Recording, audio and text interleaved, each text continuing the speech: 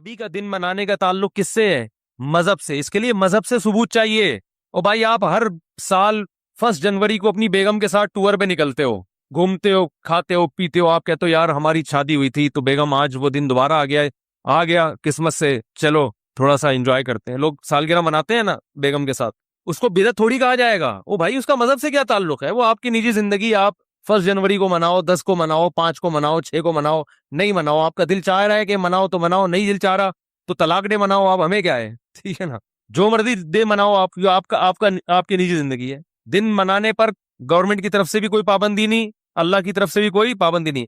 Birth day کے مخالفت اس لیے کرتے ہیں کہ ہے یہ حماقت کہ آپ کی زندگی میں 1 سال کم ہو گیا, آپ خوشی منا رہے ہو. حماقت کا فتویٰ لگا رہے ہیں, بدعت کا فتویٰ نہیں لگاتے برتھ ڈے پر. ارے بعض کام بذات خود صحیح ہوتے ہیں, لیکن وہ جس جذبے سے کیے جا رہے ہوتے ہیں وہ جذبہ کا تکی نہیں بنتا نا وہاں پہ, اس لیے کہا جاتا ہے غلط رسم ہے. برتھ ڈے تو بالکل ہی کامن سینس کے خلاف ہے.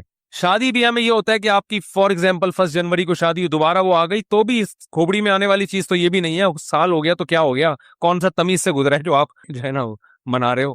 لیکن اگر کوئی منا رہے نہیں جی بیگم آج ہم اچھا کھائیں گے, آج ہم جائیں گے گھومنے پھرنے, تو چلو یار آپ کی بیگم میں آپ دونوں لائف کو انجوائے کرو, ہم کیوں کباب میں ہڈی بنے بھائی. زیادہ سے زیادہ یہ کہا جائے گا یار یہ غیروں سے رسم آئی ہے, انگریزوں سے آئی ہے, اس سے زیادہ اس پر اعتراض نہیں ہوگا. اس کا مذہب سے تعلق نہیں ہے. برتھ ڈے پر تو 2 اعتراض ہو گئے نا, ایک تو غیروں سے آئی, دوسرا کہ یار آپ کی موت کے قریب ہو گئے اور آپ کیک کاٹ رہے ہو کہ میں 52 سال کا ہو گیا. 52 سال کے نہیں, آپ کی زندگی میں 52 سال اور کم ہو گئے ہیں, ٹھیک ہے نا. تو ابھی عبرت کا ٹائم تک کیک کھانے کا, کیک کھا کے اپنی عمر اور کم کر رہے ہو. پیسٹری اور کیکوں سے تو عمر کم ہوتی ہے نا. 52 سال کا ہو گئے, شکر ادا کرو, تھوڑا اچھا کھاؤ اب, ورنہ جو اس پہ شکر ادا کرو کہ آپ نے کیک کھائے ہر سال, پھر بھی اللہ نے 52 تک آپ کو پہنچا دیا. اب توبہ کر لو کیک سے. کیک اور پیسٹری تو آپ کو پتہ ہے ہارٹ اٹیک کا بہت بڑا ذریعہ ہے, لیکن رسول اللہ صلی اللہ علیہ وسلم ہمیں کامل دین دے کر گئے ہیں. آپ نے ہمیں بتا دیا کہ سیلیبریشن کا ڈے کون سا ہے, عبادت کا دن کون سا ہے. اب نہ عبادت میں کمی بیشی اور نہ ان تہواروں میں کوئی کمی بیشی ہوگی. صحیح ہے بخاری, صحیح ہے مسلم کی حدیث ہے, آپ صلی اللہ علیہ وسلم نے فرمایا, حضرت انس بن مالک راوی ہیں کہ اللہ زمانے جاہلیت میں عرب ایک خاص دن عید منایا کرتے تھے. آپ نے فرمایا اللہ نے ان کے بدلے ہمیں 2 عیدیں دے دی ہیں, ایک عید الفطر اور ایک عید الاضحیٰ. سمجھ میں آ رہی ہے بات؟ 2 عیدیں اللہ نے ہمیں اس کے بدلے دے دی ہیں. تو اسلام میں جو عید ہے کتنی ہے؟ 2. ان عیدوں میں حکم ہے آپ اچھے کپڑے پہنے, اور اس کی کوئی لاجک بھی ہے نا. لاجک یہ کہ رمضان کے روزے ختم ہوئے ہیں, چھٹی, جسمانی خوشی بھی روحانی خوشی بھی. جسمانی خوشی یہ وہی ہوٹل کے پراٹھے شروع دوبارہ سے, گٹکے کی پرمیشن مل گئی آپ کو, یہ جسمانی. روحانی یہ کہ اللہ نے اتنی بڑی عبادت ہم سے لے لی. ویسے ایک روزہ رکھنا کتنا مشکل ہے, پورے مہینے اللہ نے روزے رکھوا دیے ہم سے, گن پوائنٹ پہ رکھوا لیے نا, فرض کر دیے, ورنہ ہمیں اختیار دیتا تو ہم تو ساری زندگی سوچتے ہی رہتے. اللہ نے کہا رکھنے پڑیں گے بس. تو چلو زبردستی اللہ نے عبادت کروا لی, مگر کروا تو لی نا, اس بہانے اللہ کا نام لینے کی توفیق مل گئی. رمضان نہ ہوتا تو رمضان کی عبادتیں ہوتی نہیں ہوتی. تو یہ دونوں خوشیاں, بقرعید میں بھی 2 خوشی. روحانی خوشی یہ کہ ابراہیم علیہ السلام کی سنت زندہ ہو رہی ہے, گناہ معاف ہو رہے ہیں قربانی کے ذریعے. جسمانی خوشی, گوشت کھانے کو مل رہا ہے تازہ, اپنے ہاتھوں کا ذبح کیا ہوا. یقین ہے گائے کا ہی ہے, بکرے کا ہے, یقین ہے, ورنہ کیا پتا بھائی کیا کیا لوگ ہوٹلوں میں کھاتے ہیں کھلاتے ہیں. تو وافر مقدار میں گوشت کھانے سے بڑے فائدے ہوتے ہیں. بیان بھی ہمارے جب ہی سمجھ میں آتے ہیں. لوگ جو اعتراض کرتے ہیں نا مجھ سے, یہ کیا بیٹھ کے باتیں کر رہے ہوتے ہیں شادیوں کی, بھائی آپ جب سبزی کھاؤ گے تو نہیں سمجھ میں آئیں گی یہ بات ہے. سبزی کھانے والے کی سمجھ میں, ہندو بہت زیادہ اعتراض کرتے ہیں اسلام کے 4 شادیوں پر, بھائی جب سبزی کھاؤ گے تو کہاں سے سمجھ میں آئیں گی یہ باتیں, گوشت کھاؤ. تو خیر دونوں دو اللہ نے عیدیں دیں. اب مجھے ایک بات بتاؤ کہ ہم دیکھتے ہیں کہ رسول اللہ صلی اللہ علیہ وسلم کے دور میں ربیع الاول درجنوں دفعہ آیا. آپ صلی اللہ علیہ وسلم کے دنیا سے جانے کے بعد کا ٹائم بھی اگر ملایا جائے اور آپ کا ٹائم ملایا جائے تو درجنوں بار آیا ہے. یعنی کوئی ایک ضعیف سے ضعیف روایت بھی نہیں ملتی کہ اس مہینے کو صحابہ کرام نے دوسروں مہینوں سے کوئی الگ حیثیت دی ہو, کہیں بھی نہیں ملتا. حتیٰ کہ رسول اللہ صلی اللہ علیہ وسلم کی جو تاریخ ولادت ہے وہ بھی 12 بنتی نہیں ہے کسی حساب سے. فلکیات کی روح سے اگر آپ کیلکولیشن کریں نا بیٹھ کے, تو نہ تاریخ وفات 12 ربیع الاول بنتی اور نہ تاریخ ولادت. دیکھو اسلامی تہوار جو ہوتے ہیں نا, بلکہ دنیا میں کسی بھی مذہب کے جو تہوار ہوتے ہیں ان کی ڈیٹ میں کسی کا اختلاف نہیں ہوتا, کیونکہ وہ ایسی چیزیں جو تمام اہل مذاہب کو جوڑ دیتی ہے. جیسے ہندو جو ہولی مناتے ہیں, جہاں بھی دنیا میں ہندو پایا جائے گا ایک ہی دن پہ منائے گا وہ ہولی, عیسائی کرسمس مناتے ہیں پوری دنیا کے کس دن؟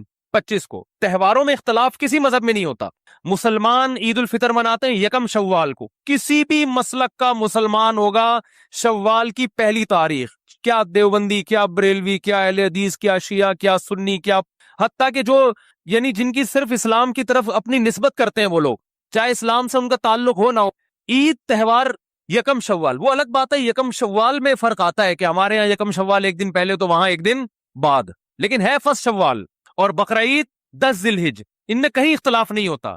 اگر 12 ربیع الاول تہوار ہے مسلمانوں کا تو اس کی تعیین میں اس قدر اختلاف ہے کہ آپ اگر کتابیں اٹھا کے دیکھو گے صحیح حدیث تو ایک بھی نہیں ملے گی، ایک بھی نہیں ملے گی. حتیٰ کہ احمد رضا خان بریلوی انہوں نے اپنی کتاب میں پورا ایک رسالہ لکھا ہے کہ نبی کی صحیح ولادت کی تاریخ کیا ہے، اس میں 8 ربیع الاول ثابت کیا انہوں نے. وہ کتاب کا حوالہ بھی میں نے دیا تھا. لوگ کہتے ہیں کہ انہوں نے اس سے رجوع کر لیا تھا، فرض کرو رجوع کر لیا تھا، لیکن پہلے پوری تحقیق پر ایک رسالہ لکھا اور رسالہ لکھ کے ثابت کیا کہ کون سی تاریخ ہے 8. یہ میرا کلپ یوٹیوب پہ موجود ہے.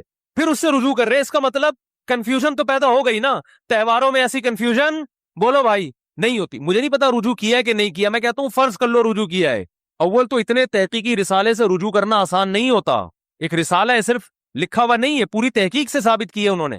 تو تہواروں میں اختلافات بولو بھائی نہیں ہوتے. اب میں نمبر وار بتاتا ہوں آپ کو جلدی کہ کون کون سے دلائل ہیں جس سے پتا چلتا ہے کہ 12 ربیع الاول کوئی خوشی کا تہوار منانے کا دن نہیں ہے. نمبر وار دلائل. نمبر 1، صحابہ کرام میں ہمیں کوئی ضعیف روایت بھی نہیں ملتی کہ 12 ربیع الاول تو دور کی بات، پورے ربیع الاول میں کوئی انہوں نے الگ سے اس مہینے کو اہمیت دی ہو. اسلام میں 4 مہینے محترم ہیں، ان میں ربیع الاول کا نام نہیں آتا. سمجھ میں آ رہی ہے بات؟ اشہر حرم ہے نا، 4 مہینے محترم، ان میں ربیع الاول بولو بھائی نہیں ہے. حالانکہ نبی صلی اللہ علیہ وسلم اگر اس مہینے کو الگ سے اہمیت دیتے تو آپ صلی اللہ علیہ وسلم ان 4 محترم مہینوں میں جن میں قتال ناجائز تھا ان میں ربیع الاول کو سب سے پہلے رکھتے آپ. یہ دوسری دلیل مستقل ہو گئی ہے کہ اسلام میں جب 4 مہینوں کو محترم قرار دیا گیا تو اس میں ربیع الاول کا بولو نا نہیں ہے. تو پہلی دلیل، نبی صلی اللہ علیہ وسلم نے اپنے دور میں کبھی بھی نہیں منایا، کوئی ایک ضعیف حدیث بھی نہیں ملتی. لوگ کہتے ہیں پیر کا روزہ رکھا ہے، میں اس طرف آ رہا ہوں ابھی. نمبر 2، صحابہ کرام نے خلفائے راشدین کے دور میں کوئی ایک جھنڈی کیا ایک تنکے کا بھی ثبوت نہیں ملتا کہ الگ سے اس مہینے کو کوئی پروٹوکول دیا ہو. نمبر 3، اسلام میں 4 مہینے محترم قرار دیے گئے، ان میں ربیع الاول کا تذکرہ بولو نہیں ہے. نمبر 4 کہ اسلام میں 2 عیدیں تو بڑی ہیں اور ایک عید ہے جمعے کی جو چھوٹی عید کہلاتی ہے. اس کا بھی عید کے ساتھ لک ہے نا، ایک روایت میں اس کو عید قرار دیا گیا ہے اور اس میں عید کے کچھ احکامات بھی ہیں، صرف زبانی کلامی قرار نہیں دیا گیا بلکہ عید کے بولو بھائی کچھ احکامات بھی ہیں. جب کہ مسجد آتے ہیں نا تو جمعے کے دن بھی نہا دھو کے، عید کے دن بھی اجتماع ہوتا ہے، جمعے کے دن بھی اجتماع ہوتا ہے، عید کے دن بھی 2 رکعتیں ہوتی ہیں، جمعے کے دن بھی 2 رکعتیں، عید کے دن بھی خطبہ ہوتا ہے، جمعے کے دن بھی خطبہ ہوتا ہے. تو ساری مشابہتیں کس کے ساتھ ہیں؟ عید بھی جمہور علماء کے نزدیک صرف شہر میں جائز ہے، عید بقرعید کی نماز گاؤں میں دیہاتوں میں جائز نہیں ہے. جمعہ بھی انہی جمہور علماء کے نزدیک صرف شہر میں جائز ہے، گاؤں دیہاتوں میں جمعہ جائز نہیں ہے. تو سارا لک آ رہا ہے کہ نہیں آ رہا؟ اور اس کو عید قرار. اور ایک مزید مشابہت کہ نبی صلی اللہ علیہ وسلم نے فرمایا کہ جمعے کے دن کو روزے کے ساتھ خاص مت کرو. جائز ہے روزہ رکھنا لیکن اسپیشل اس کی کوئی فضیلت نہیں ہے، پہلے سے رکھتا آ رہا ہے کوئی کنٹینیو تو ٹھیک ہے. الگ سے یہ کہنا کہ آج جمعے کا دن ہے بڑا دن ہے تو میں روزہ رکھوں گا، یہ ٹھیک نہیں ہے. کیوں؟ عید کے دن روزہ نہیں ہوتا نا، تو اب بڑی عید تو نہیں ہے لہذا روزے کو مکروہ قرار دیا گیا. اب مجھے ایک بات بتاؤ، سب سے پہلے جو قوم آئی وہ یہودی تھے نا، ان کے لیے جو بڑا دن تھا گویا مجازی عید تھا، وہ ہفتے کا دن تھا یا نہیں؟ آج بھی یہودی ہفتہ مناتے ہیں، ان کی مجازی عید کون سی تھی؟ ہفتہ. اس کے بعد آئے عیسائیوں کے لیے کون سا دن ہوا؟ اتوار. اس کے بعد آئے مسلمان، تو کون سا ہونا چاہیے تھا؟ پیر کا دن نبی کی ولادت کا دن بھی ہے، اس بات کے زیادہ لائق تھا کہ یہ بڑا دن بنا دیا جاتا، اور اس بات کے لیے بھی کہ وہ ہفتہ اتوار پھر ہم اس کے بعد پیر. لیکن ریورس گیئر لگا دیا اسلام نے، نا پیر کا دن نہیں بنے گا تمہارے لیے. بہت مشکل ہے بات سمجھانا، بہت ماموں کو سمجھانا بولو بھائی، ماموں بنانا آسان ہے، ماموں کو سمجھانا مشکل. تو اسلام نے پیر کے دن کو پروٹوکول حالانکہ بنتا بھی تھا اور قیاس کا تقاضا بھی تھا کہ وہ ان کا جمعہ ہے، ان کا ہفتہ ہے، ان کا اتوار ہے تو ہمارا پیر ہونا چاہیے، ریورس. ورنہ بدعتیوں کو موقع مل جاتا کہ اسلام میں بڑا دن اس لیے ہے پیر اس لیے کہ اس میں نبی کی ولادت، وہ سیلیبریٹ کرتے، اس کو مناتے، اور انہی بے اعتدالیوں کا شکار ہوتے جس کے یہود و نصارہ شکار ہوئے ہیں، کیونکہ وہ دیکھ لیا تھا اسلام نے کہ وہ یوم ولادت پہ کیا کرتے ہیں۔ یہ فلسفہ ختم کر دیا اسلام نے۔ کتنے دلائل ہو گئے ہیں؟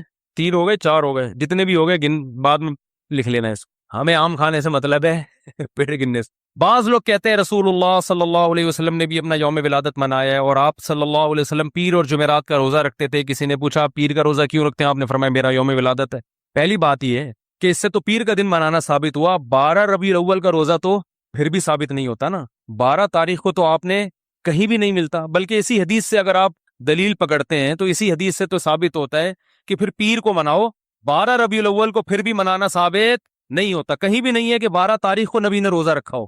دوسری بات کہ پیر کو آپ صلی اللہ علیہ وسلم نے روزہ رکھا تو اس میں آپ نے اس کے تہوار ہونے کی اور نفی کر دی ہے، کیونکہ روزہ اور تہوار جمع نہیں ہوتے۔ روزہ رکھ کے آپ نے بتا دیا کہ اس دن کو سیلیبریٹ کرنے کا کہ تصور کو میں جڑ سے ختم کر رہا ہوں۔ عید الفطر کے دن روزہ ہوتا ہے؟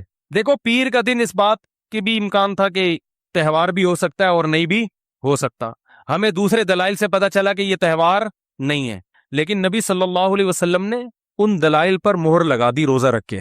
کیا کر دیا بھائی؟ مہر لگا دی کہ اس میں سیلیبریشن کا جو تصور ہے نا وہ کھرچ کھرچ کے ختم کر دیا جائے۔ کسی بھی دن کو روزہ رکھ کے منایا نہیں جا سکتا۔ خوشیاں ہمیشہ کھا پی کے منائی جاتی ہیں، بھوکا رہ کے نہیں منائی جاتی۔ کھانے پینے کے دن ہوتے ہیں خوشی کے دن۔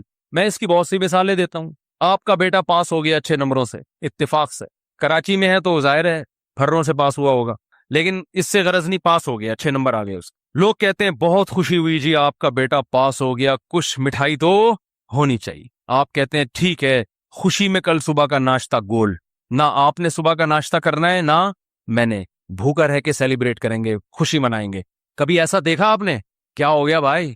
آپ کہہ سکتے ہیں شکرانے میں تو لوگ روزے رکھتے ہیں، تو شکرانے میں روزہ رکھنا وہ تو ایک عبادت ہے نا، ہم تو سیلیبریشن کی بات کر رہے ہیں۔ شکرانے میں روزہ اس لیے کہ اپنے آپ کو تھکایا جاتا ہے، تو وہ تو ایک عبادت ہے نا روزہ، تو اس میں تو اپنے آپ کو تھکائیں گے آپ۔ خوشی منانا میں کھانا پینا کے بغیر خوشی نہیں منائی جاتی، خوشی میں کھانا پینا لازمی عنصر ہے۔ دنیا کے ہر مذہب میں، دنیا میں کوئی ایسا مذہب نہیں ہے جو خوشی بھوکا رہ کے مناتا ہو۔ دیکھو نبی صلی اللہ علیہ وسلم نے فرمایا للصائم فرحتان، روزے دار کے لیے 2 خوشیاں ہیں، فرحتیں ہیں، ایک جب جنت میں اجر ملے گا اور ایک جب افطاری کے لیے بیٹھتا ہے وہ۔ تو روزے دار کو بھی خوشی روزہ رکھ کے نہیں ہوتی، روزہ کھا کے ہوتی ہے۔ کیا مطلب؟ نبی نے بتایا کہ صبح سے شام تک جو تم خوشی لیس زندگی تم نے گزاری ہے نا روزے کی حالت میں، اس میں خوشی بالکل بھی نہیں تھی، فرحت نہیں تھی۔ تو 2 فرحتیں تمہیں ملیں گی، ایک دنیا سے جانے کے بعد اور ایک دنیا میں جو روزے کی فرحت ہے وہ روزے کے دوران نہیں ملے گی، وہ جب پکوڑے کھانے کے لیے افطاری پہ بیٹھو گے، پھوڑو گے طبیعت سے وہ۔ بھوک میں آپ کو پکوڑوں کا مزہ کتنا ٹائٹ ہے کہ نہیں ہے؟ پکوڑے کے خلاف جتنی مرضی تقریریں کرو، لیکن روزہ رکھ کے جو پکوڑا اور چٹنی کا مزہ ہے نا وہ کسی چیز میں نہیں۔ تو نبی نے کیا فرمایا؟ روزے دار کے لیے مشہور حدیث ہے، روزے دار کے لیے 2 خوشیاں۔ تو یہ نہیں فرمایا روزے دار صبح سے لے کر مغرب تک بہت خوشی خوشی زندگی گزار رہا ہوتا ہے، ایک دم ٹینشن میں آ جاتا ہے دسترخوان دیکھ۔ تو روزے دار کو بھی خوشی کس وقت ملتی ہے بھائی؟ جب وہ کھانے کے لیے دسترخوان پہ بیٹھتے۔ انسانی نیچر ہے، بھوکا رہ کے خوشی نہیں ہوتی۔ میں جس دن روزہ رکھ کے یہاں بیٹھتا ہوں نا بیان کرنے، تو مجھ سے نہیں ہو رہا ہوتا، عجیب سب پھیکا پھیکا منہ، غصہ آ رہا ہوتا ہے مجھے لگتا ہے کہ پھر میں کہتا ہوں یار جس دن بیان ہو اس دن روزہ نہ رکھے آدمی، اس کی سزا پھر عوام بھگتتی ہے۔ تو روزے میں ہوتا ہے انسان نہیں، ٹینشن ہوتی ہے تھوڑی سی اس کو، وہ راحت نہیں ہوتی، نہ چہرے پہ نہ خوشی ہوتی ہے، تو ٹینشن ہے نا، تبھی تو عبادت ہے۔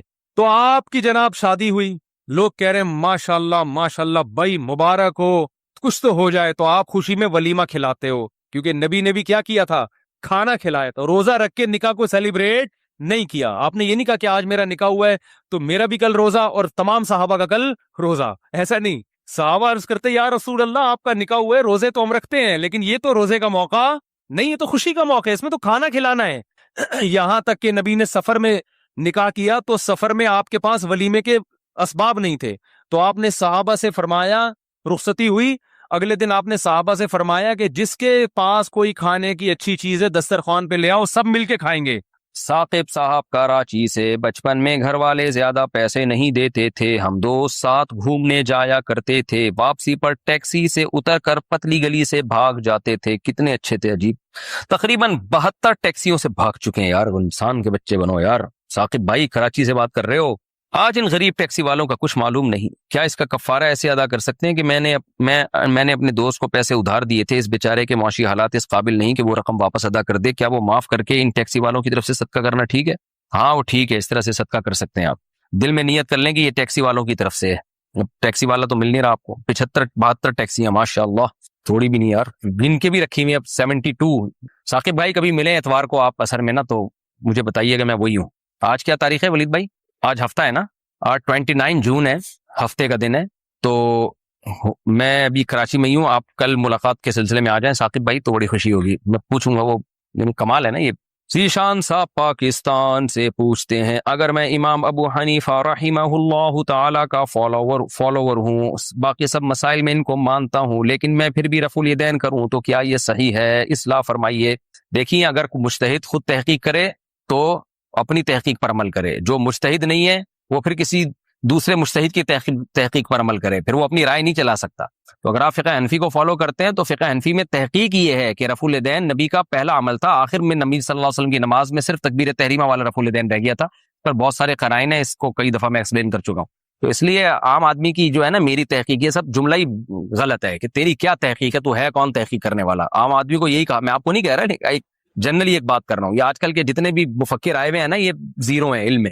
تو ان لوگوں کا جو علم تھا مجتہدین کا، وہ صحابہ کی نمازیں، تابعین کی نمازیں، تبع تابعین کی نمازیں انہوں نے اپنی آنکھوں سے دیکھی ہیں، وہ بہت مشہور علم تھا، بہت مضبوط علم تھا۔ اس لیے عامی آدمی کا آج یہ کہنا ہے میری تحقیق ہے رفع الیدین کرنا ٹھیک ہے، میری تحقیق ہے نہ کرنا ٹھیک ہے، نہ کرنے میں آپ کی تحقیق کا کوئی اعتبار ہے، نہ رفع الیدین نہ کرنے میں۔ آپ محقق تھوڑی ہیں، یہ جتنے آج کل کے محقق ہیں ان کی 2 ٹکے کی اوقات نہیں ہے مجتہدین کے مقابلے میں، سب اصل میں جہالت کی وجہ سے اپنے آپ کو سمجھ رہے ہوتے ہیں ہم کچھ ہیں۔ تو اس لیے وہ جو اسلاف نے جو تحقیقات مکمل کر لی ہیں انہی میں سے ایک کو فالو کرنا پڑے گا۔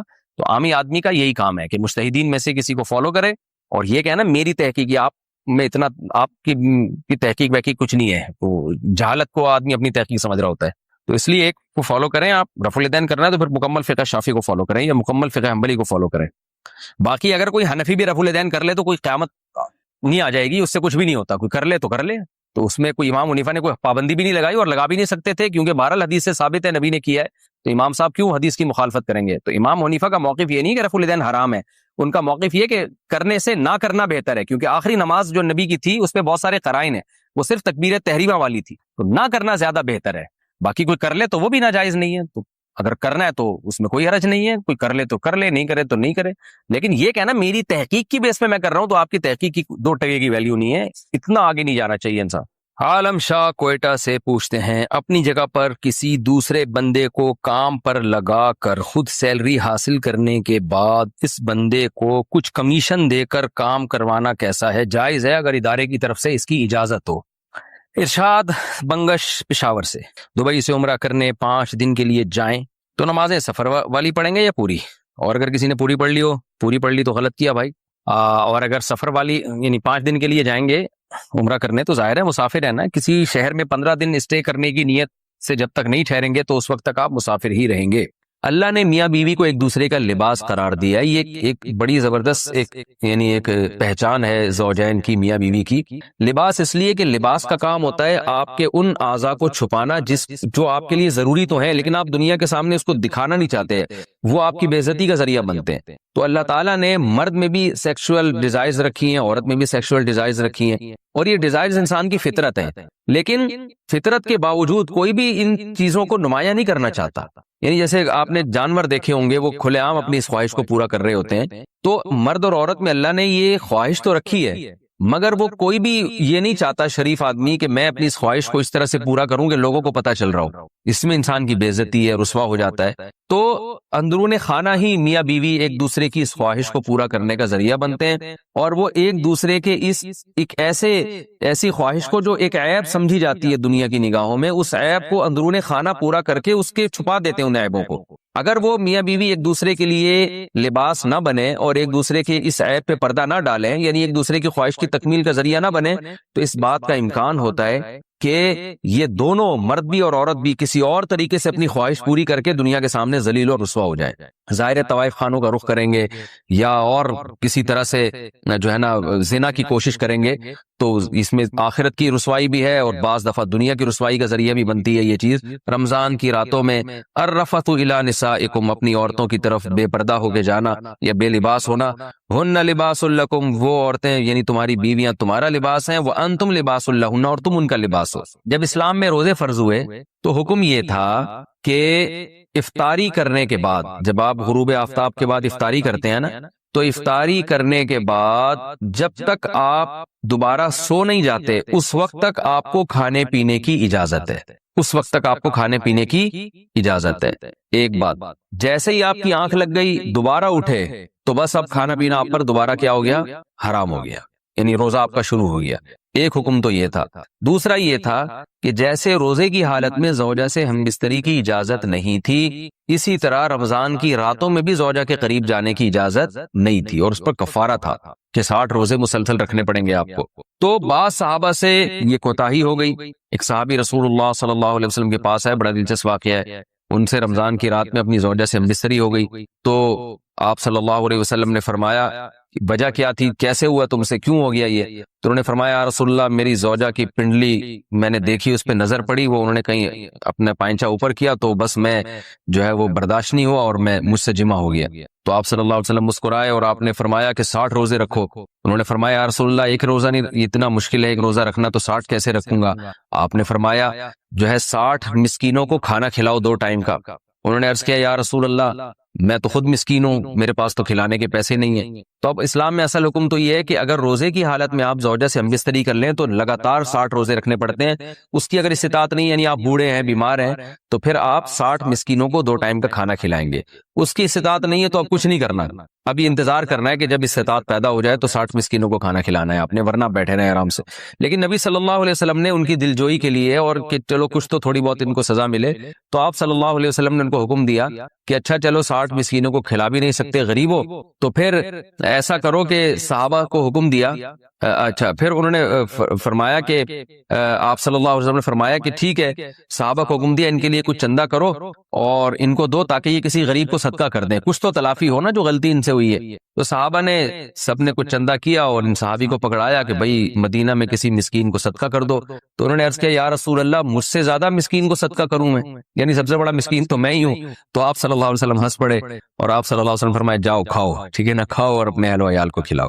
تو یہ بڑا دل لگی کا معاملہ ہو گیا ان صحابی کے ساتھ. تو لیکن اللہ تعالیٰ نے حکم یہ نازل کیا کہ رمضان کی راتوں میں تمہارے لیے زوجہ کے قریب جانا جائز ہے. اس کی اجازت دے دی اللہ تعالیٰ نے, اور اس کی حکمت بھی بیان کی. علیم اللہ انکم کنتم تختانون انفسکم, اللہ جانتا ہے کہ تم اپنے ذات کے ساتھ خیانت کرو گے, یعنی خیانت ہی ہے نا, اللہ کے حکم کو توڑ دو گے. یہ حکم بہت مشکل ہے, اللہ کو پہلے سے پتا ہے کہ تم نہیں اس کو فالو کر سکتے, لہذا ہم نے تمہیں چھوٹ دے دی ہے. تو یہ آیت یعنی اس سیاق و سباق میں نازل ہوئی. تو اللہ نے فرمایا احل لکم, حلال کر دیا گیا ہے تمہارے لیے رمضان کی راتوں میں الرفث الی نسائکم, اپنی عورتوں کی طرف بے پردہ ہو کے جانا یا بے لباس ہونا. ہن لباس لکم, وہ عورتیں یعنی تمہاری بیویاں تمہارا لباس ہیں. وانتم لباس لہن, اور تم ان کا لباس ہو. اللہ نے میاں بیوی کو ایک دوسرے کا لباس قرار دیا. یہ ایک بڑی زبردست ایک پہچان ہے زوجین کی, میاں بیوی کی. لباس اس لیے کہ لباس کا کام ہوتا ہے آپ کے ان اعضاء کو چھپانا جو آپ کے لیے ضروری تو ہیں لیکن آپ دنیا کے سامنے اس کو دکھانا نہیں چاہتے, وہ آپ کی بے عزتی کا ذریعہ بنتے ہیں. تو اللہ تعالیٰ نے مرد میں بھی سیکشول ڈیزائرز رکھی ہیں, عورت میں بھی سیکشول ڈیزائرز رکھی ہیں, اور یہ ڈیزائرز انسان کی فطرت ہیں. لیکن فطرت کے باوجود کوئی بھی ان چیزوں کو نمایاں نہیں کرنا چاہتا.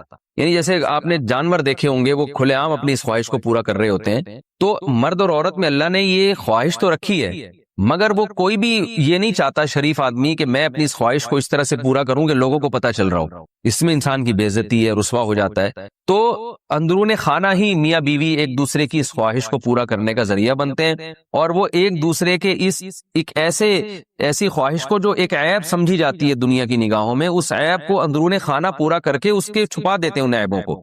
اگر وہ میاں بیوی ایک دوسرے کے لیے لباس نہ بنے اور ایک دوسرے کے اس عیب پہ پردہ نہ ڈالیں, یعنی ایک دوسرے کی خواہش کی تکمیل کا ذریعہ نہ بنے, تو اس بات کا امکان ہوتا ہے کہ یہ دونوں مرد بھی اور عورت بھی کسی اور طریقے سے اپنی خواہش پوری کر کے دنیا کے سامنے ذلیل اور رسوا ہو جائیں. ظاہر ہے طوائف خانوں کا رخ کریں گے یا اور کسی طرح سے جو ہے نا زنا کی کوشش کریں گے, تو اس میں آخرت کی رسوائی بھی ہے اور بعض دفعہ دنیا کی رسوائی کا ذریعہ بھی بنتی ہے یہ چیز. تو میاں بیوی اندرون خانہ ہی بند کمرے میں ایک دوسرے کی اس خواہش کو پورا کر کے ایک دوسرے کی خواہش پہ پردہ ڈال دیتے ہیں, بالکل جیسے لباس آپ کے جو جسم کے پوشیدہ اعضاء ہیں ان کو چھپا دیتا ہے. تو دو کام کرتا ہے لباس, ایک تو یہ کہ آپ کے جسم کے جو پوشیدہ اعضاء ہیں ان کو چھپا بھی دے گا, اور دوسرا لباس زینت کا کام بھی کرتا ہے. جب آپ لباس پہن کے باہر نکلتے ہیں تو اور اچھے بھی لگتے ہیں. تو اللہ تعالیٰ نے ایسا ایک انتظام کیا, میاں بیوی کو ایک دوسرے کے لیے ایسا بنایا کہ ایک دوسرے کی خواہش کو اندرون خانہ ہی یہ پورا بھی کر دیتے ہیں اور زینت کا ذریعہ بھی بنتے ہیں. جب میاں بیوی باہر نکلتے ہیں تو لوگ تعارف کروا رہے ہوتے ہیں نا کہ شادی شدہ آدمی ہے, پارکوں میں لکھا ہوتا ہے فیملی کے بغیر الاؤ نہیں. ان کو پتا ہے جو فیملی کے بغیر ہوتا ہے وہ قابل عزت نہیں ہوتا, فیملی والا آدمی قابل عزت ہوتا ہے. تو وہ زینت کا ذریعہ بھی بنتے ہیں کہ بھائی شادی شدہ آدمی ہے, بال بچوں دار آدمی ہے, بال بچوں والا آدمی ہے. تو زینت اس لحاظ سے بھی کہ لوگوں کو اس سے خطرہ بھی کم ہوتا ہے, وہ ایسی اوباش لڑکوں جیسی حرکتیں بھی کم یعنی حرکتیں بھی نہیں کرتا, اور زنا سے بھی بچ جاتا ہے وہ. تو اس لحاظ سے بھی لوگوں کو اس سے خطرہ نہیں ہوتا. تو ہر لحاظ سے ایک دوسرے کی زینت کا ذریعہ بنتے ہیں اور ایک دوسرے کی عیبوں پہ پردہ ڈالنے کا ذریعہ بنتے ہیں. تو یہ ایک اللہ تعالیٰ نے پہچان کروائی ہے. اور اس میں اللہ نے عورت کا ذکر پہلے کیا, مرد کا بعد میں کیا. اس میں کیا حکمتیں ہیں, یہ ایک لمبا ٹاپک ہے, میں بیانات میں ذکر کر چکا ہوں. پھر تفسیر میں اس طرح کی باتیں ہوں گی تو بہت لمبی تفسیر ہو جائے گی. آگے اللہ نے فرمایا علیم اللہ انکم کنتم تختانون انفسکم, اللہ کو پتا ہے تم اپنے نفس کے ساتھ خیانت کرو گے. خیانت کا مطلب جب اللہ کے حکم کو توڑو گے تو اپنے ساتھ ہی خیانت ہے نا یہ. تو اللہ کو پتا ہے کہ تم اس حکم کو فالو نہیں کر سکتے, یعنی رمضان کی راتوں میں بھی ہم پابندی لگا دیں تو پورا مہینہ زوجہ سے دور رہنا تمہارے لیے بڑا مشکل ہو جائے گا. اس لیے اللہ نے حکم دے دیا فتاب علیکم, اللہ تم پر متوجہ ہوا, وعفا عنکم, اور جو کوتاہی تم میں سے ہو چکی ہے, ان صحابی سے کوتاہی ہوئی تھی اللہ نے معاف کر دی. فالآنا, پس اب تمہیں اجازت ہے, باشروہن, ان سے تم ہم بستری کر سکتے ہو یعنی رمضان کی راتوں میں. وابتغوا ما کتب اللہ لکم, اور وہ اولاد تلاش کرو, وہ چیز تلاش کرو جو اللہ نے لکھ دی ہے تمہارے لیے, یعنی اس سے مراد ہے اولاد. تو اب یعنی زوجہ کے قریب اس نیت سے جاؤ کہ تمہیں اولاد ملے. تو یہاں بھی کچھ باتیں, پہلی سوال یہ پیدا ہوتا ہے کہ جب اللہ نے اس حکم کو منسوخ ہی کرنا تھا, اللہ تعالیٰ نے رمضان کی راتوں میں زوجہ سے ہم بستری کی اجازت دینی ہی تھی, تو پھر پہلے پابندی کیوں لگائی جب منسوخ ہی کرنا تھا؟ تو مشرکین یہ اعتراضات کیا کرتے تھے کہ قرآن ایک بات پہ معاذ اللہ قائم کیوں نہیں رہتا, منسوخ کیوں کر دیتا ہے.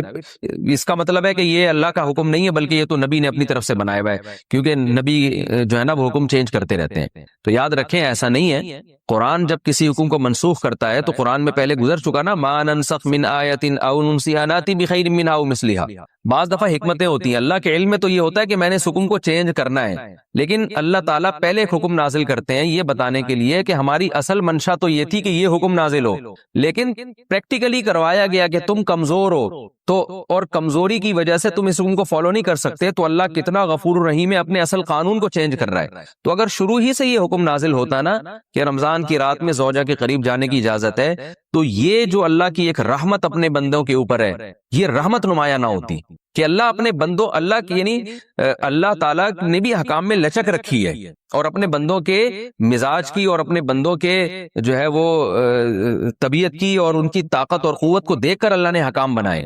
اس کی مثال ایسے ہے جیسے 28ویں پارے میں آتا ہے کہ اللہ تعالیٰ نے صحابہ کرام کو حکم دیا تھا کہ جب نبی کے پاس جاؤ بات چیت کرنے کے لیے, آپ سے سرگوشی کرنے کے لیے, تو پہلے صدقہ کیا کرو. لیکن ابھی کسی صحابی نے صدقہ کیا ہی نہیں کہ اللہ نے حکم کو منسوخ کر دیا اور فرمایا کہ تمہارے لیے یہ حکم بہت شاق ہے, لہذا اب تمہیں اجازت ہے کہ بغیر صدقے کے نبی کے پاس چلے جاؤ. تو وہاں بھی علماء نے حکمت بیان کرتے ہیں کہ اللہ تعالیٰ اگر شروع سے یہ حکم دے دیتا نا کہ بغیر صدقے کے چلے جاؤ, تو وہ جو اللہ تعالیٰ کی اپنے بندوں کے ساتھ ایک لطافت والا معاملہ ہے, رحمت والا معاملہ ہے, وہ ظاہر نہ ہوتا. تو یہاں بھی ایسا ہی ہے, اللہ نے فرمایا کہ ہمیں پتہ ہے کہ تم نہیں حکم کو فالو کر سکتے, ہم نے حکم تو دیا ہے, تم دیکھو پریکٹیکلی کروا دیا اللہ تعالیٰ نے کہ تم سے اس پر عمل نہیں ہو رہا, لہذا جاؤ, تمہیں اجازت دی جاتی ہے کہ تم زوجہ کے قریب رات کو جا سکتے ہو, کوئی حرج نہیں ہے اس میں, لیکن جانے سے تمہاری نیت کیا ہونی چاہیے, وَابْتَغُوا مَا كَتَبَ اللَّهُ لَكُمْ, جو اولاد اللہ نے تمہارے لیے لکھ دی اس کو تلاش کرو.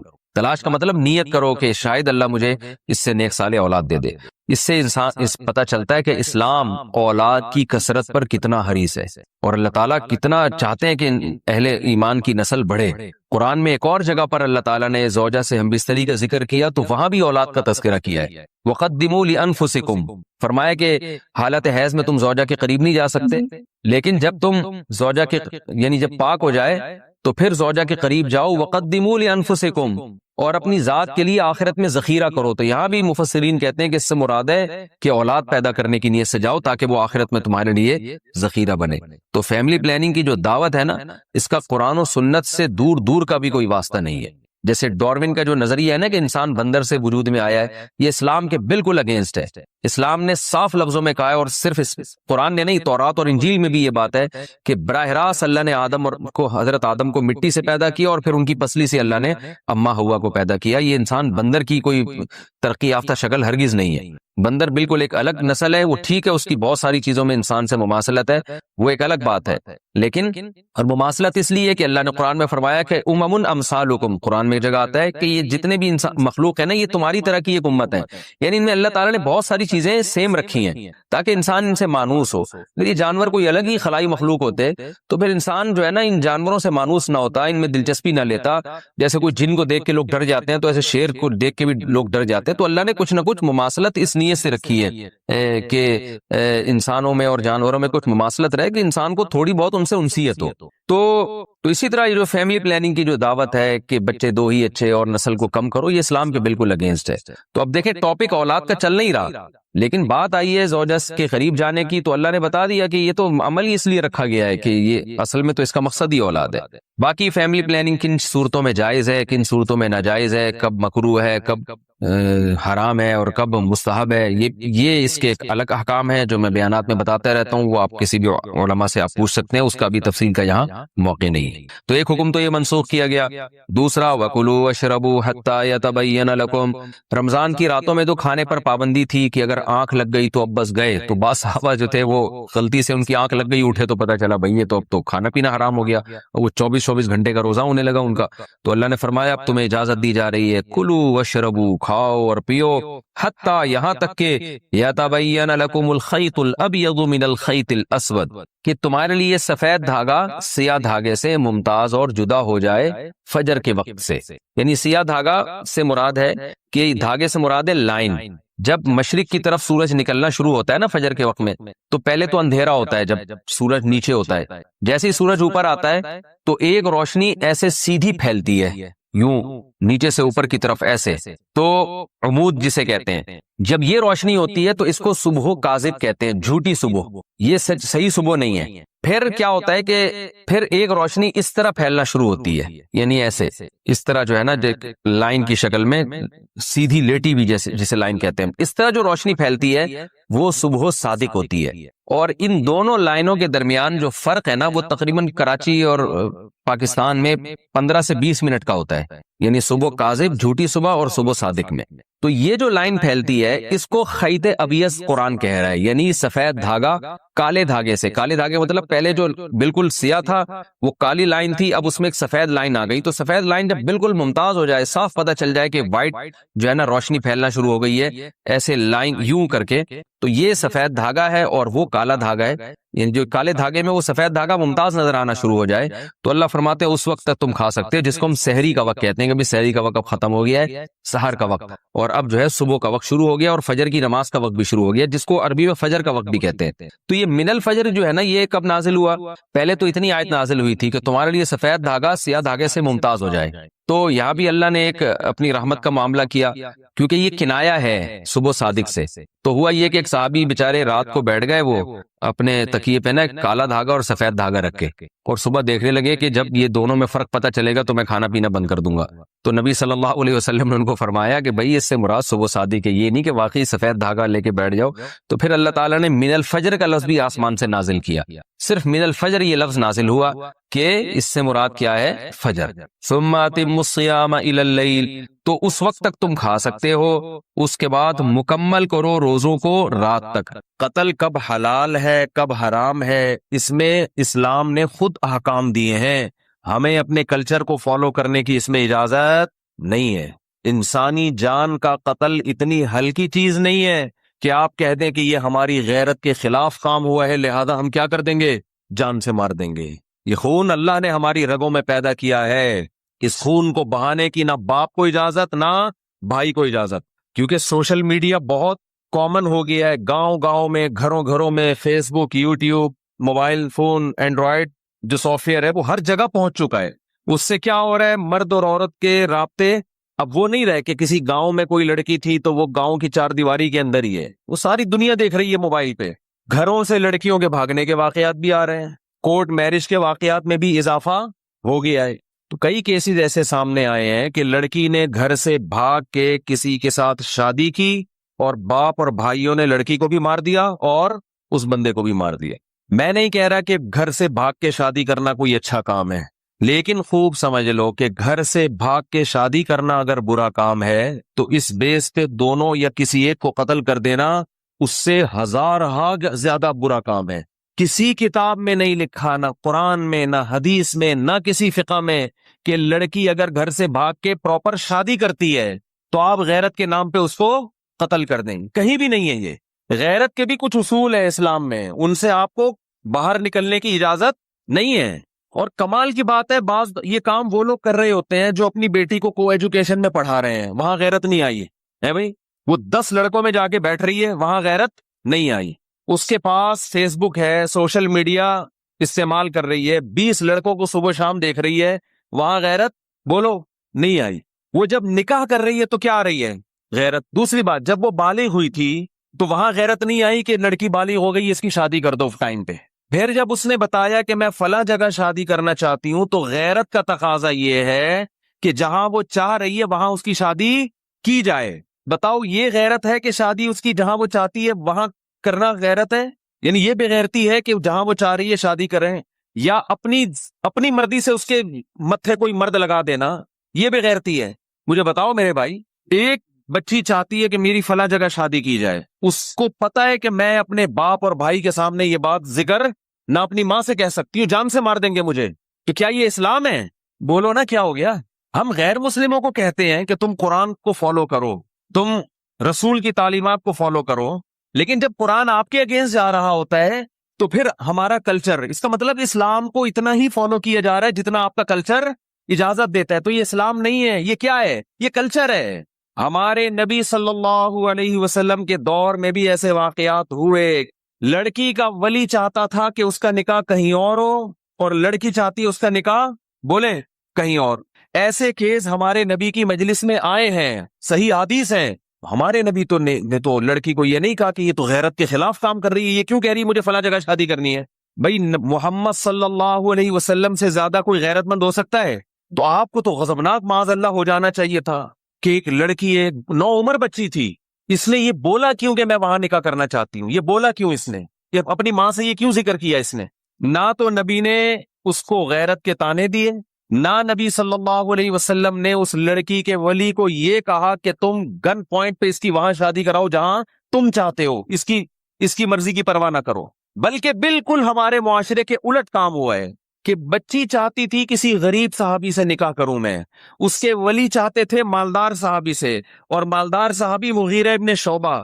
حضرت مغیرہ ابن شعبہ فرماتے ہیں کہ مجھے وہ لڑکی, وہ بچی تو نہیں یعنی ان کی بیوی تھی نا, 9 عمر تھی, مجھے وہ مل چکی تھی, مگر نبی صلی اللہ علیہ وسلم نے جب دیکھا کہ بچی کہیں اور نکاح کرنا چاہتی ہے, مجھ سے چھین کے اس کے حوالے کی گئی جس سے وہ نکاح کرنا چاہتی تھی. تو ایک یہ والی غیرت ہے, ایک ہماری اپنی غیرت ہے. تو آپ بتاؤ کون سی قرآن و سنت کے مطابق ہے؟ غیرت یہ نہیں ہے کہ آپ کی بچی کہیں نکاح کرنا چاہتی ہے تو آپ اس کو یہاں پسٹل رکھ دیں اس کے. غیرت یہ کہ جہاں وہ چاہتی ہے آپ وہاں اس کا نکاح کر دیں. ہاں اگر غیر کفو ہے, اس کے لحاظ سے بہت کمتر ہے, کوئی چرسی ہے, کوئی ہیروئنچی ہے, پھر شریعت نے باپ کو یہ حق دیا ہے کہ وہاں اس کو نکاح نہ کرنے دے, کیونکہ اس میں خاندان کی عزت داؤ پہ لگے گی. ہمارے ہاں کفو اور غیر کفو کا جو معیار ہے وہ نہیں رہا جو اسلام نے بتایا ہے. دیکھو اسلام کہتا ہے لڑکی غیر کفو میں نکاح نہیں کر سکتی. غیر کفو کا مطلب وہ جو اس کے ہم پلہ نہ ہو, اس سے کمتر میں نہیں کر سکتی. لیکن کمتر کی ڈیفینیشن غیر قوم نہیں ہے. کمتر کی ڈیفینیشن یہ ہے کہ لڑکی ایک اچھے خاندان سے تعلق تھا اور لڑکا چرسی ہیروئنچیوں کے خاندان میں پیدا ہوا ہے. یہاں اگر آپ کی بیٹی نکاح کرتی ہے تو آپ کی عزت کا جنازہ نکلے گا, یہاں آپ روک سکتے ہیں اس کو. لیکن اگر وہ اپنے ہم پلہ میں کر رہی ہے, چاہے وہ غیر خاندان ہو, وہاں آپ کو اس سے روکنے کی اجازت بولتے کیوں نہیں بھائی, نہیں ہے. سوشل میڈیا پہ بھی ہے, وہ لڑکی کورٹ میرج ہو رہی ہے, باہر نکلتے ہی کیا کر دیا, دونوں کو گولی مار دی. اور اکثر اس طرح کے خاندانوں میں سب کی بات نہیں کر رہا, مرد جو مرضی عیاشی کرتا پھرے. اسلام یہ کہتا ہے کہ جب آپ کو یہ شبہ ہے کہ آپ کی بیٹی, آپ کی بہن کہیں کسی کو لائک کرتی ہے, تو اسلام یہ نہیں کہہ رہا کہ اس کو کیا کرو, آپ اس رشتے کو توڑو. اسلام کہتے ہیں اس کو کس میں بدلو, حلال میں. ایسے لوگ بھی ہمارے علم میں ہیں. اس کے بعد آپ اس کو دھمکی دے سکتے ہیں کہ بھئی ہم نکاح کر کے بھیجنا چاہتے ہیں, آپ عزت سے آؤ, بات کرو. اگر نکاح پہ ایگری نہیں ہو تو اب دوبارہ دروازے پہ نظر آئے تو بھی قتل کی اجازت, پھر قتل کی اجازت, قتل پھر بھی نہیں بنتا. چترول لگاؤ اس کو, آپ پکڑو اس کو. میرا مقصد یہ ہے کہ حلال اور حرام میں فرق کریں, اور حرام کی اتنی سزا دیں جتنی بنتی ہے. اس سزا میں حد سے تجاوز کی کوشش نہ کریں. ایک آدمی چوری کرتا ہے, اسلام حکومت کو کہتا ہے اس کا ہاتھ کاٹ دو, وہ بھی عام آدمی کو اجازت نہیں ہے. لیکن ایک آدمی نے چوری کی, آپ نے ان کے سر قلم کرنا شروع کر دی ہے غیرت کے نام پہ کہ میں چور کے وجود کو معاشرے میں برداشت نہیں کر سکتا. تو بھائی یہ غیرت حد سے بڑی ہوئی ہے. چور کو گردن اڑانے کی اجازت نہیں ہے چور کی. ایک آدمی زنا کرتا ہے, 4 گواہوں سے ثابت ہو گیا زنا کیا ہے, تو اسلام یہ کہتا ہے کہ گورنمنٹ کے ذمے ہے کہ جب 4 گواہوں سے ثابت ہو جائے, اگر یہ شادی شدہ ہے تو اس کو رجم کیا جائے, کنوارا ہے تو اس کو 100 کوڑے چوک پہ لگائے جائیں. لیکن آپ نے دیکھا کسی شخص کو زنا کیا, اس نے, آپ نے پکڑ کے اس کا سر قلم کر دیا. اب علماء آپ سے پوچھ رہے ہیں بھائی یہ کس بیس پہ تم نے سر قلم, آپ نے کہا میں معاشرے سے زنا کو ختم کرنا چاہتا ہوں. تو بھائی معاشرے سے زنا کو ختم کرنے کے لیے آپ قرآن سے آگے کیسے نکل رہے ہو؟ قرآن کہہ رہے 100 کوڑے بنتے ہیں, وہ بھی آپ نہیں بلکہ گورنمنٹ. آپ اتنا کر سکتے ہیں کہ آپ کی اولاد نے یہ کام کیا تو تھپڑ لگائیں اس کو, آپ چترول لگائیں, آپ اس کو جو آپ کے ماتحت ہیں ان کی تربیت کے لیے, ٹریننگ کے لیے. آپ نے کیا کر دیا, آپ نے اپنے بیٹے کو دیکھا کہیں کنوارے بیٹے کو, خدا نخواستہ کسی برائی میں, آپ نے پکڑ کے اس کی گردن اڑا دی یا اس کی گولی سے اس کی بھیجا باہر نکال دیا. اب لوگ آپ سے پوچھ رہے بھائی تو نے اپنے بیٹے کو کیوں قتل کیا, آپ نے کہا یہ زنا کر رہا تھا. تو علماء کہیں گے نا اس نے زنا کر کے جرم کیا, تم نے انسانی جان کو قتل کر کے اس سے بڑا جرم کیا, کیونکہ قتل تو زنا سے بھی بڑھ کر ہے. قتل کے بارے میں تو قرآن کہتا ہے وَمَن يَقْتُلْ مُؤْمِنًا مُتَعَمِّدًا فَجَزَاؤُهُ جَهَنَّمُ, جو کسی مسلمان کو جان کر قتل کرے گا اس کی سزا کیا ہے, جہنم کی آگ ہے, اس پر اللہ کا غضب ہوگا, اس پر اللہ کی لعنت ہوگی اور ہمیشہ اس جہنم میں جلتا رہے گا. وہ اتنا بڑا جرم. تو یاد رکھو جو باپ اپنی بیٹی کو غیرت کے نام پہ نکاح کی وجہ سے قتل کرے گا کہ میری مرضی کے بغیر اس نے شادی کیوں کی, اس قتل پہ باپ کے لیے وہی سزا ہے جو سزا اللہ نے عام قاتلوں کے لیے رکھی ہے, بلکہ باپ کو سزا دگنی ملے گی, اس لیے کہ باپ بیٹی کا محافظ ہوتا ہے, بیٹی کا قاتل نہیں ہوتا. بھائی بہنوں کے محافظ ہوتے ہیں, بیٹی بہنوں کے قاتل نہیں ہوتے. جب آپ پر خوف نہیں ہوتا نا کہ میں جو منہ سے بولوں گا اس کا مجھے حساب دینا ہے, تو جو اول فول بکنا چاہے انسان وہ بک دیتا ہے. دیکھو نا باپ کے سامنے لوگ کیسی زبان چلا رہے ہوتے ہیں. ہمارے والد صاحب نے ایک واقعہ سنا ہے, ایک لبرل فیملی کا, بچپن میں ہمیں گھر میں والدہ کو سنا رہے تھے, ہم نے بھی سن لیا. انہوں نے بتایا کہ میرے کوئی دوست ہے, وہ روتا ہوا آفس آیا, کیا ہوا بھائی, کہ یار میرے بیٹے نے مجھے تھپڑ مارا ہے. رو رہا تھا وہ باپ, کیوں مارا ہے, کہہ رہے پتہ نہیں پیسے مانگ رہا تھا, کیا کر رہا تھا, مجھے پورا واقعہ یاد نہیں, بدتمیزی کر رہا تھا. تو میں نے کہا کہ بھائی میں تمہارا باپ ہوں, تم ایسے بدتمیزی کیوں کر رہے ہو. تو لاجک کا جواب دیکھیں کہ میں نے تو نہیں کہا تھا کہ آپ میرے باپ بنے, یہ تو آپ نے شادی اپنی خوشی کے لیے کی تھی, نتیجے میں پیدا ہو گیا. اب ان دلیلوں کا جواب دلائل سے دیا جائے گا, بولو نا. اور یہ ہمارا میڈیا آج بدتمیز اولاد کو بنا رہا ہے, بدتمیز بنا رہے ہیں. بیٹی گھر سے بھاگ کے جب شادی کرتی ہے, 9 عمر لڑکی, باپ کے کلیجے پہ آرے چلتے ہیں کہ نہیں چلتے. میڈیا سپورٹ کس کو کر رہا ہے یار, ایک لڑکی 40 سال کی ہو, 35 سال کی ہو, باپ اس کی شادی میں دلچسپی نہ لے رہا ہو, کورٹ میرج کرے, سمجھ میں آتا ہے. 17 18 19 سال کی لڑکیوں کو بھاگنا, یہ تو باپ کی عزت کا جنازہ نکل رہا ہے کہ نہیں نکل رہا. کیسے آج ایک مشہور واقعہ چل رہا ہے میڈیا پہ, آپ سب کو پتا ہوگا, ماں باپ رو رہے ہیں اور اس پہ بحث ہو رہی ہے کہ اس کا رائٹ ہے, اس کا حق ہے. ماں باپ سے زیادہ حق اللہ نے کسی کو نہیں دیا. چھوڑ دو اس مرد کو جس نے تمہیں تمہارے باپ کے گھر سے بھگایا, عزت دار آدمی کبھی لڑکی کو یہ آفر نہیں کرتا کہ تم بھاگ جاؤ میں تم سے شادی کروں گا. اسے پتا ہے کل میری بھی بیٹی ہوگی, اسے میں کس بیس پہ روکوں گا اپنے گھر سے بھاگنے پر. ایسی لڑکیوں نے اپنے لیے جہنم کی آگ خرید لی, اللہ نہیں چھوڑے گا. دیکھو میڈیا کو انسانوں کو بیوقوف بنانے, جو ماں اور باپ کے کلیجوں پہ آرے چل رہے ہیں, ایک ایک چیز نوٹ ہو رہی ہے اللہ کے ہاں. اللہ وہ ماں جو فیڈ کراتی تھی نا بچی کو, دودھ پلاتی تھی, ایک ایک گھونٹ اللہ نے محفوظ رکھا ہوا ہے کہ تیری ماں کا احسان تھا کہ جب تو روتی تھی وہ تجھے اپنی چھاتی سے لگا کے دودھ پلاتا. وہ ایک ایک دودھ کا گھونٹ اللہ کے ہاں محفوظ ہے. ماں خود بھول جاتی ہے, اللہ تھوڑی بھولتا ہے. اولاد بھول جاتی ہے باپ کے احسانات, باپ بھی بھول جاتا ہے, مگر خدا نہیں بھولتا. روایات میں آتا ہے ماں جو بچے کو دودھ پلاتی ہے ایک ایک گھونٹ پہ اللہ اس کو اجر دیتے ہیں. اس کا مطلب لکھا ہوا ہے نا اللہ نے کہیں ڈائری میں, کہیں حساب کتاب میں. جیسے 9 مہینے تکلیف سے اس نے پیٹ میں رکھا, پھر تکلیف سے اس نے جنا. اب شادی سے پہلے اس کو اطلاع بھی نہیں دینا پسند کرتے. ان کا تجربہ زیادہ, ان کا علم زیادہ, ان کی نالج زیادہ. بعض دفعہ لڑکی ایسے خاندان میں شادی کر رہی ہوتی, آپ تو اس پہ عاشق ہو, لیکن وہ ایسا خاندان ہوتا ہے کہ اس میں باپ کی عزت کا جنازہ, انگلیاں اٹھیں گی باپ پر, یار تم نے اپنی بیٹی کہاں دی ہے. باپ ان چیزوں کو بھی دیکھتا ہے. لڑکی کو چاہیے ایسے موقع پہ کس کا ساتھ دے, اپنے ماں باپ کا.